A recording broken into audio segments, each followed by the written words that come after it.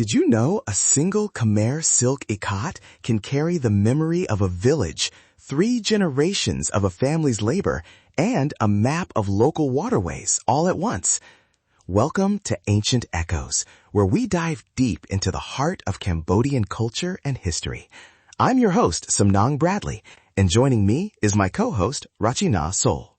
In today's episode, we're exploring Khmer Textiles, how threads, dyes, and patterns become vessels of memory, identity, and everyday life.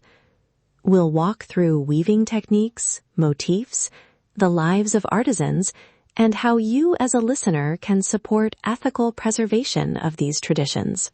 Let's begin with a small image. Imagine lifting a sun-warmed piece of silk in a morning market, the dye still faintly smelling of leaves and smoke.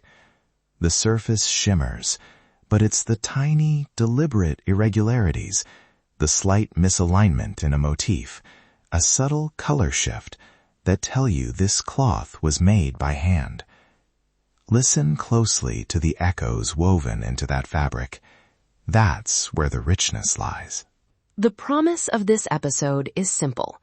By the end, you will be able to read Khmer Textiles more thoughtfully. We'll introduce vocabulary, terms like hull, ikat, sampat, explain where weaving centers flourished, and show how textiles have always been more than clothing. They are currency, ceremony, and story. Section 1. Background and context. Let's unpack that history. Khmer weaving predates many modern borders. Cloth in Cambodia has long been a medium for social memory, used in weddings, funerals, and household exchange.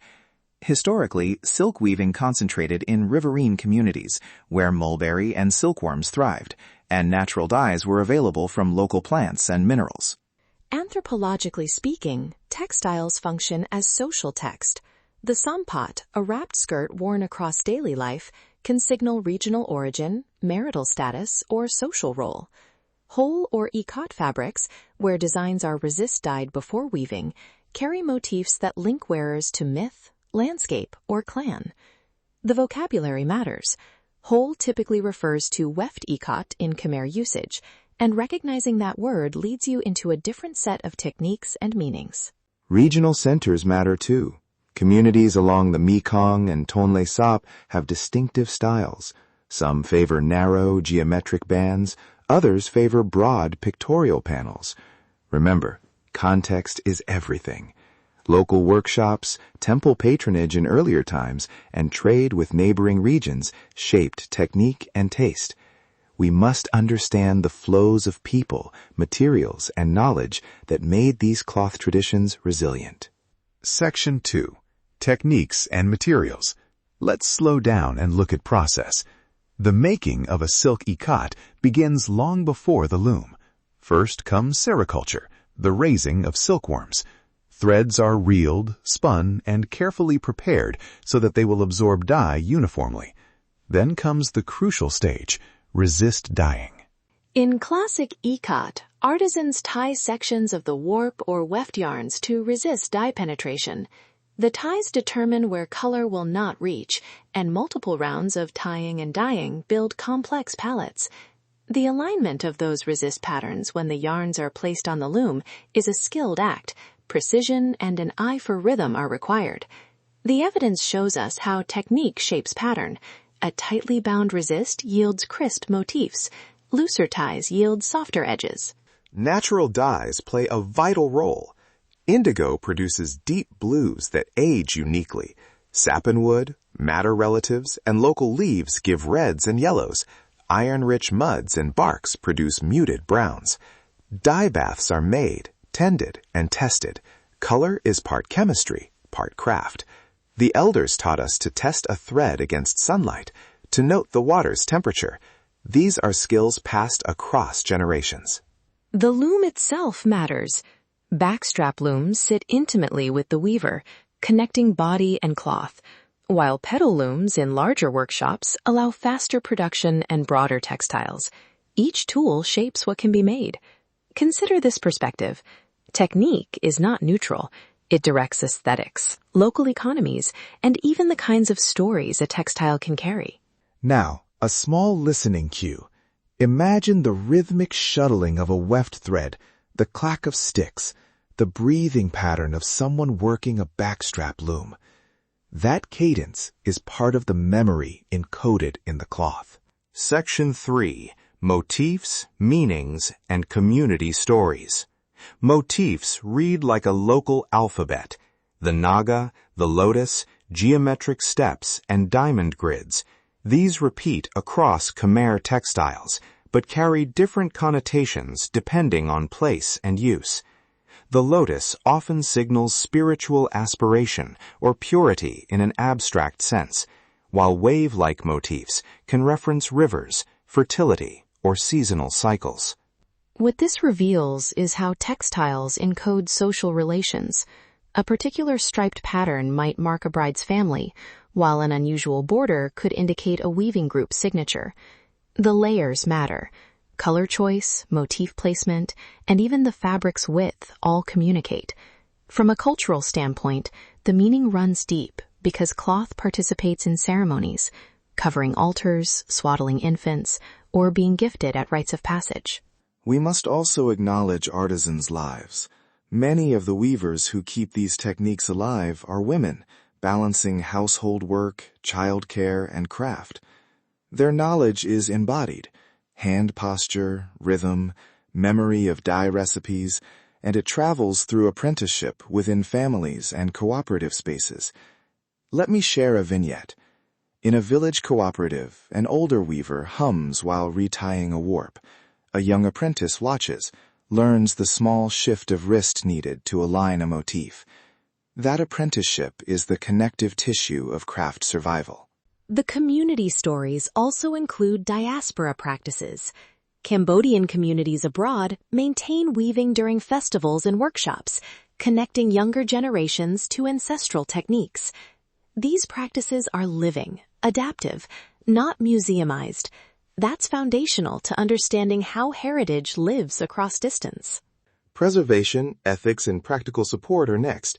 If you're listening and want to help, there are concrete ways. Purchase directly from cooperatives, seek transparency about who made a textile, and prefer initiatives that pay fair wages and invest in training. Support documentation projects that record oral histories and dye recipes. And if you can, visit workshops or Samnang Bradley's YouTube demonstrations to see techniques in motion. Visual resources matter because audio can only carry so much detail. Images and video help complete the learning. Ethical buying also means asking questions. Who benefits from a sale? Were natural dyes used? Is the weaver credited? When collectors or brands work with communities, collaborative models that co-create patterns, share royalties, or fund local education programs are healthier than extractive relationships. Consider this perspective. Cultural preservation requires attention to economic justice as much as to technique. Before we wrap, a few practical listening tips so you can read cloth at a market or a museum. Look for irregularities. Handmade pieces will have slight asymmetries. Ask about provenance.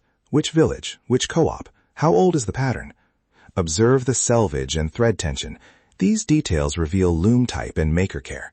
And photograph respectfully when permitted, then share on social media with credit. The elders taught us that respect is shown through careful attention. Now, a brief audience engagement moment. We invite you to share photos or questions about Khmer Textiles on our social channels. Tell us what pattern caught your eye, where you encountered it, or what you'd like to learn more about. The stories you bring help us trace new threads of memory together. Recap. Today we traced the arc from sericulture to finished ikat, from motif to meaning, and from individual weavers to cooperative resilience. We learned vocabulary, whole, sampat, ikat, took a close look at technique and dye, and considered how ethical practices can help sustain these traditions. The beauty is in the details, and preservation depends on listening to the people who keep the craft alive. If this episode resonated with you, please follow Ancient Echoes on your favorite podcast app and share it with someone who might appreciate these conversations. The cultural significance is immense. Sharing helps these stories travel further. For visuals and demonstrations, check out my YouTube channel where I walk through backstrap loom setup and dye preparation step by step. Tag us when you post photos. We'd love to see how these echoes appear in your life. Let's unlock the echoes of history together. That brings us to the end of this episode of Ancient Echoes. We hope these stories helped you see Cambodian history and culture in a deeper, more human way. The echoes of the past live on in people's voices, memories, and everyday lives. Thank you for listening and for making space for these stories. You can also connect with us and share your own stories or questions at our social handles listed in the show notes. Until next time, thank you for listening to Ancient Echoes. Music swells briefly, then fades out.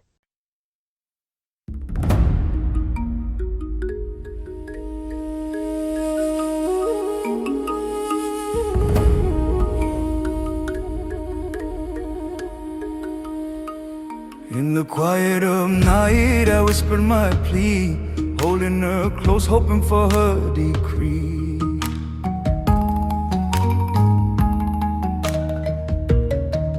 I called upon spirits, asked them to guide, to take her heart and lead her by my side. So I drew her near, traced her brow so fair, my sight is way.